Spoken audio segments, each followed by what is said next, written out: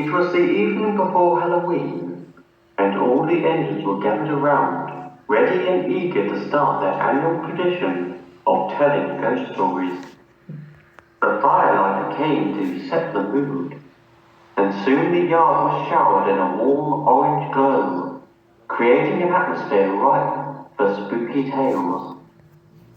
The engines took turns telling ghost stories as the moon rose overhead, each trying to outdo the last. They were all enjoying themselves enormously.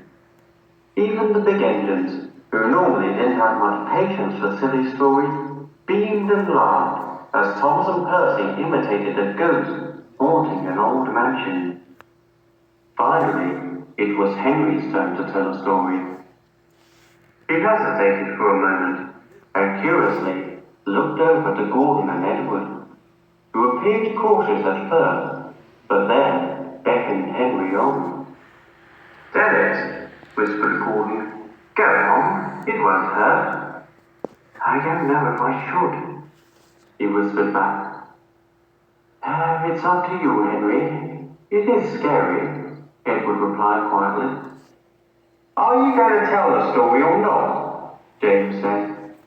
The other engines laughed, except for Henry, who looked a little uneasy. "Come on," Thomas and Percy said together. "Well, all right. Here it goes." And so, Henry began. Many years ago, there was an engine who worked on a faraway railway. He was never given a name, or I should say, never lived long enough to be given a name. Henry paused impressively. "You see," he continued, "all engines, when they are built, are friendly and hard-working. But once in a while, engines come out bad. And I'm sorry to say that this engine came out very bad indeed. No one knows how he came to be built, or what led him to do the things he did. But he left a path of destruction that haunts his controller to this very day." Thomas and Percy looked wide-eyed at each other. The engine thought himself to be a premier engine from a famous lineage, but he was actually an experimental engine, using only parts of other steam engines. The parts didn't fit together very well, and made him very mean-spirited, and somewhat unhinged. He was painted blue, but probably should have been painted black. It was not uncommon for the engine to insult the others and resort to light sabotage, such as bumping them without warning or misplacing trains over small petty squabbles. He was also easy to anger and had fits of rage, taking it out on the trucks, and sometimes engines smaller than he was. One day he buffered up to one of these smaller engines and pushed him to the edge of the turntable well, threatening to knock him in if he didn't cater to his every whim. Edward suddenly gulped, as if a bad memory had flashed across his mind. The big engines were furious and confronted him about his awful behavior. "Stop bullying engines smaller than you," they said, but he wouldn't listen. He continued to play spiteful tricks and threatened that if the big engines ever told the controller about it, he'd make them pay.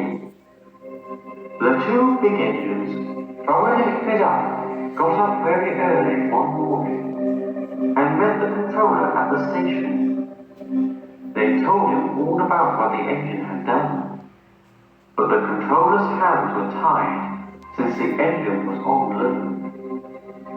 "I can't do anything but put in a report to the engine's company," said Henry, mimicking the fictional controller. "What happened then?" asked Toby. "Well, One of the big engines left to take a train, and the other remained at the station, trying desperately to place their case. It is said that the bad engine was passing through the yard at the time, and saw the big engine. Needless to say, he was immediately suspicious. He confronted the big engine in the yard, and said, "I told you not to tell anyone. You'll get yours."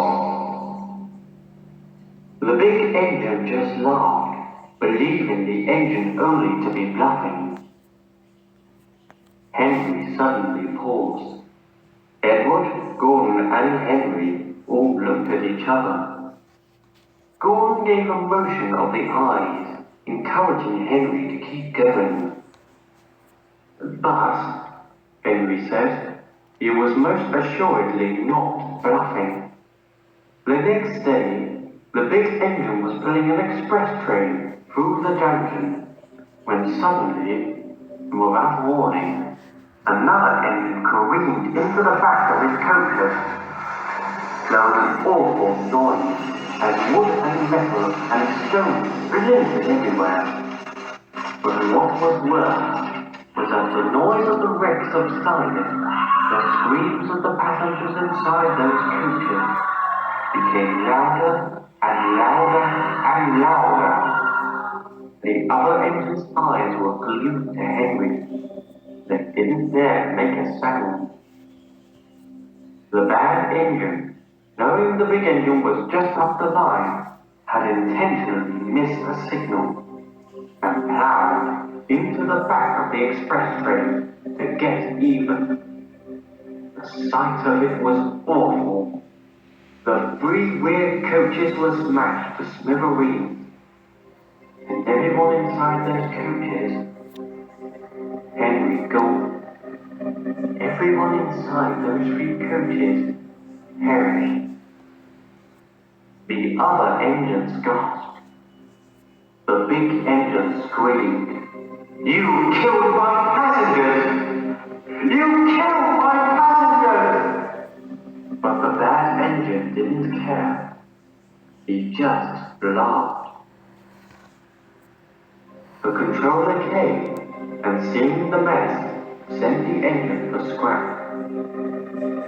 If the controller had only listened to the big engine, the lives of those in the coaches might have been saved.